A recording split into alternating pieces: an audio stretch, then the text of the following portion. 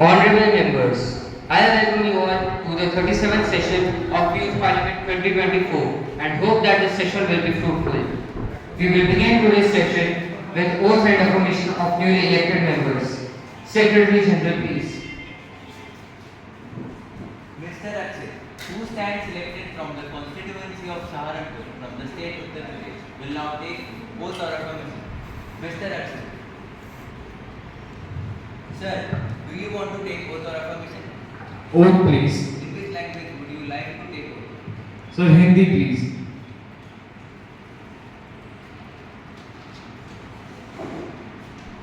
मैं अक्षित, जो युवा सदन के निचले सदन का सदस्य निर्वाचित हुआ हूँ, ईश्वर की शपथ लेता हूँ कि मैं विधि द्वारा स्थापित भारत के संविधान के प्रति निष्ठा रखूंगा, देश की एकता एवं प्रभुसत्ता को बनाए रखूंगा तथा जिस पद को मैं ग्रहण करने जा रहा हूँ उसके कर्तव्य को श्रद्धापूर्वक निर्वहन करूंगा।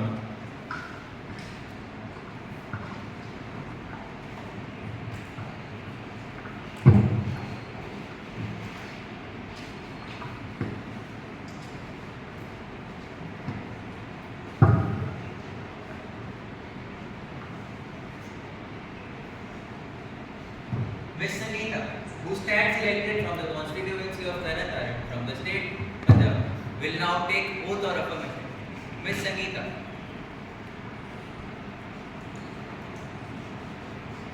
Ma'am, do you want to take oath or affirmation? Oath, please. In which language would you like to take oath? In Punjabi.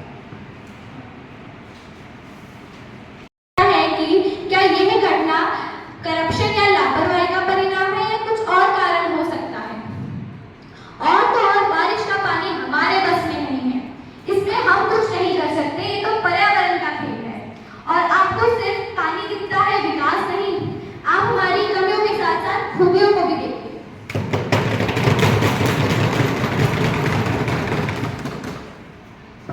Are there any supplementary questions? Speaker साहब, You may ask them. BJP कहती थी कि हम महंगाई के ऊपर अहम कदम उठा रही हैं और इनके जो सिलेंडर का दाम है वो 1100 था, जबकि कांग्रेस के समय वही सिलेंडर 450 का था। तो मैं जानना चाहूँगा कि आपने महंगाई के ऊपर क्या कदम उठाए? Honorable Home Minister, please. सरकार द्वारा धीरे धीरे जीएसटी कम की जा रही है, जिससे लोगों को फायदा होगा।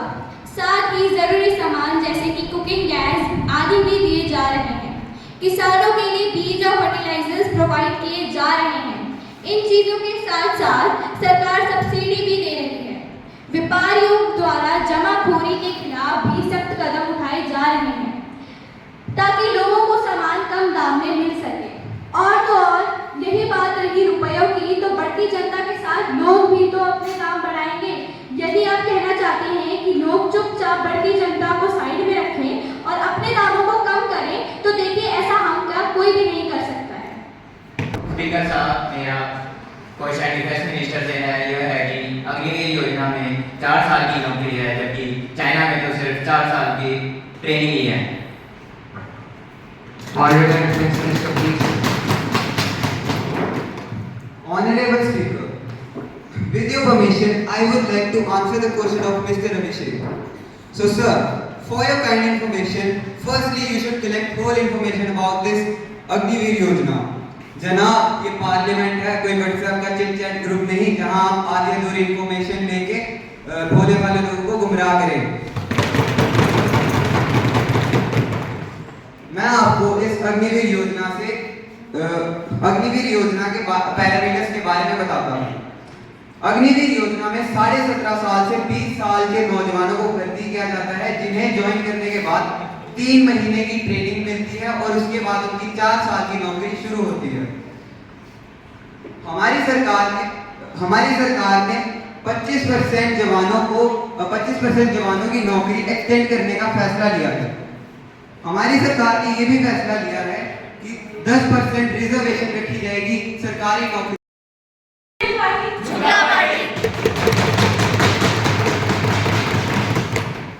Honorable Finance Minister, please. अध्यक्ष जी, सबसे पहले तो मैं अपने विपक्ष साथी से ये पूछना चाहती हूँ कि जब वह सत्ता में थे तो उन्होंने काफी पॉलिसीज लेकर आए थे। उन्होंने कुछ इनके वादे वादे के मुताबिक मुझे याद है ओपीएस ओल्ड पेंशन स्कीम को लेकर आएगा, जो अभी तक इम्प्लीमेंट नहीं हुई। उन्होंने कर्मचारियों के पेंशन के बारे में सोचा नहीं। अब वो पेंशन को मुद्दा बनाकर हमारे साथ राजनीति खेलना चाहते हैं।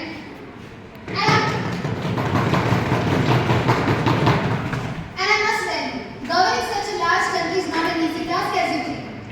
भाई साहब, ऐसा हमारा देश नहीं चलता। हमारी सरकार जानती है जो पॉलिसीज लेकर आई है वो कर्मचारियों के लिए आज नहीं बल्कि उनके आने वाला कल भी सुरक्षित करता है। आपको पता है हमने हाल ही में बजट पास करवाया है, तो हमने उसमें काफी फंड्स भी प्रोवाइड किए हैं और हमारी सरकार जानती है कि देश को राष्ट्रीय एवं अंतर्राष्ट्रीय स्तर पे कैसे सामने आ रही है। उससे डॉक्टर्स कम्युनिटी एवं महिलाओं में असुरक्षा का माहौल है। इस घटना ने हमें ये सोचने पर मजबूर कर दिया है कि अगर हमारे मेडिकल कॉलेजेस जैसे सेफ जगहों पर भी डॉक्टर्स और मेडिकल स्टाफ खुद सेफ नहीं है, तो अभिभावक किस भरोसे अपनी बेटियों को बाहर पढ़ने भेजें? किस भरोसे अभिभावक ये सुनिश्चित कर सकते हैं कि हमारी बेटियां सुरक्षित रहेंगी? शास्त्रों में कहा गया यत्र नार्यन्ति पूज्यन्ते रमन्ति तत्र देवता, अर्थात जहां पर नारी की पूजा की जाती है देवताओं का वास वही होता है। तो क्या देवभूमि भारत पर से देवताओं ने वास त्याग दिया है? मैं और मेरा दल इस असहनीय कष्ट में डॉक्टर मोमिता और उनके परिवार के साथ खड़े हैं। उन्हें हर हाल में न्याय मिले और दोषियों को ऐसी सजा मिले जो बाकियों के लिए नजीर की तरह साबित हो। अब कैंडल उठाकर मार्च करने का नहीं, अपितु दोषियों को ऐसी सजा देने का समय है जिससे आगे आने वाली पीढ़ियों में किसी के मन में ये ख्याल भी ना आए। डॉक्टर मोमिता को मैं और मेरा दल सहृदय श्रद्धांजलि अर्पित करते हैं। The House may stand for a while to express our deep sorrow. Secretary General to convey heartfelt condolences to the bereaved family.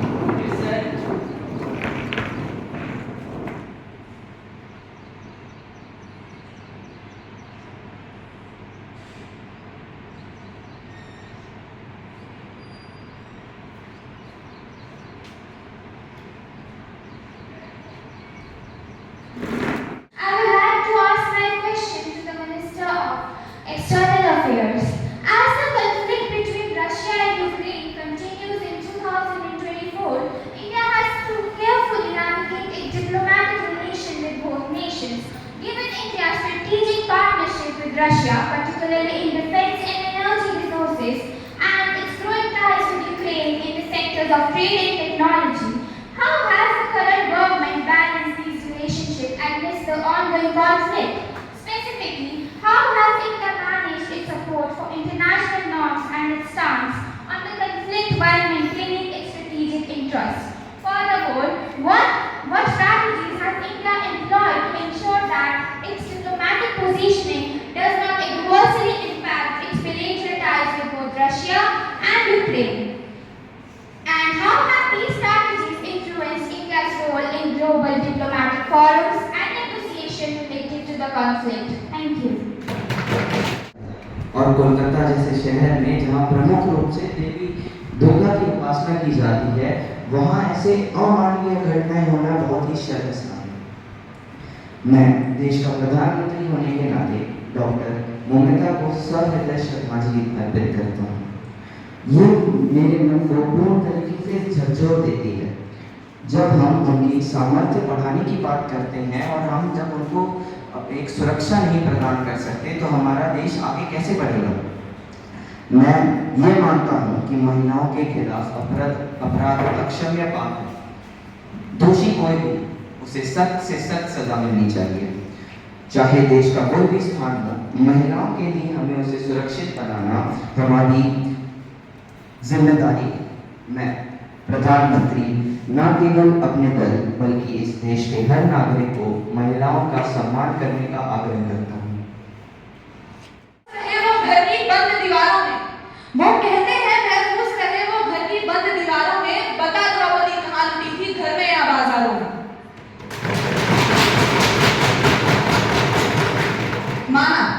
माना आपने लॉज बना, आपने स्कीमें निकलवाई, आपने बहुत कुछ, आपने वो सब कुछ किया जो किया जा सकता था, पर उसके बाद भी ऐसी घटनाएं घट रही हैं। इसका क्या ये मतलब नहीं कि आपकी कमी रह गई है? आपका मंत्रालय इस बारे में क्या कर रहा है? क्या जवाब देना चाहेंगे इस पर आप? Honorable Minister of Women and Child Development, please. Thank you for raising such an important issue, and I agree. Despite all the policies and schemes we have implemented so far to safeguard and empower women, we acknowledge that some challenges still persist, which is why our ministry is continuously working and addressing such incidents and concerns through some key actions. And some of these key actions are enhancing monitoring and inspection, increasing our fundings and resources, strengthening मैं संगीता जो युवा संसद के निचले सदन की सदस्य निर्वाचित हुई हूँ ईश्वर की शपथ लेनी है कि मैं विधि द्वारा स्थापित भारत के संविधान के प्रति निष्ठा रखांगी देश की एकता और प्रभुसत्ता को बनाए रखांगी और जिस पद में मैं ग्रहण करने जा रही हूँ उसके कर्तव्य का श्रद्धापूर्वक निर्वहन करूँगी।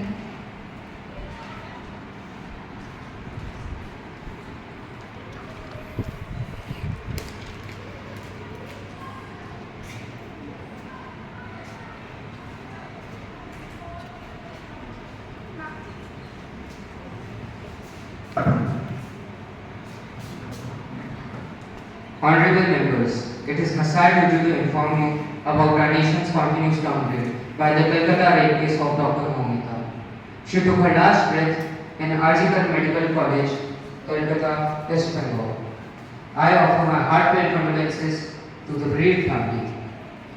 For a fighter, he will be alive as a great inspiration. For a medical student, he will be alive as a great doctor. For India, he will be alive as a great hero. Honorable Prime Minister, please. धन्यवाद अध्यक्ष महोदय। मैं सभी संसद साथियों का हार्दिक अभिनंदन करता हूँ। हमारे देश में No more supplementary questions, please. Question number 205. Honorable Opposition Leader, please.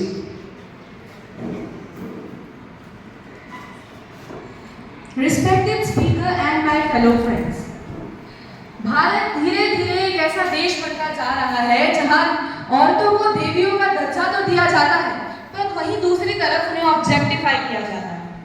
Victim blaming जैसी चीजें आज भी यहाँ बहुत कम है। हम चाहते हैं लड़कियां घर से बाहर निकलें, पढ़ लिख कर कुछ बड़ा बने और देश का नाम रोशन करें, लेकिन जब वो घर से बाहर निकलती है तो उनके साथ ऐसे नहीं, वो अपने ही वर्क प्लेस पर सेफ नहीं रहती। After our actions on the 2012 Nirbhaya case, when recently in Kolkata a junior doctor was raped and brutally murdered, I would like an answer from the Women and Child Development Minister. Ma'am, what specific measures is your ministry taking to prevent such incidents and ensure safe working conditions for women? How does your ministry plan to monitor and enforce workplace safety rules?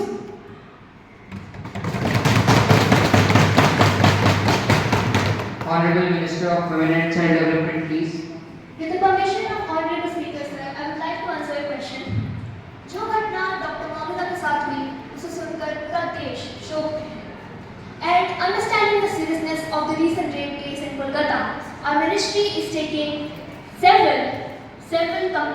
working with several companies and institutions to ensure that workplace safety measures are implemented correctly.